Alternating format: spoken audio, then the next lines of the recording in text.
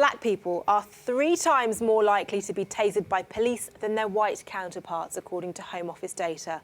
More than 12% of cases involved a person described as of African Caribbean origin, despite only 4% of the UK's population being black.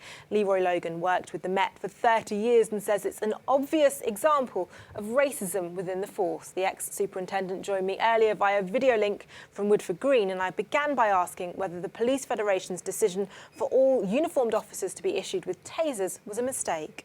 Well, I actually spoke up against that request by the Federation because I think it would change the whole look and feel of policing, and police officers seen more as an occupying force. But also, I think we have to keep tasers to specialised officers. It cannot be given to all constables on patrol, because the training has a lot to do with officers not making stereotypes or assumptions or falling into racial profiling. And it's quite clear, even with these specialised officers, they are still subject to racial profiling, which is a manifestation of institutional racism. With these figures in mind, is this an example of racism within the force? Obviously, we've seen it with stop and search, we've seen it with Section 60 roadblocks, we've seen it with the DNA database, where 70% of the DNA database is black and minority ethnic people. So, you know, it is not just in London, it's right across the country, and that's where we need to start asking about who's accountable. Chief constables have to be held to account. It's also around leadership and supervision of constables who are using these tasers on a regular basis and holding people to account. If they are not using intelligence and clear objectivity before even holding or pulling the taser, then there needs to be sanctions. How concerned should the Met be about what message this sends to black Londoners and also to police forces across the country?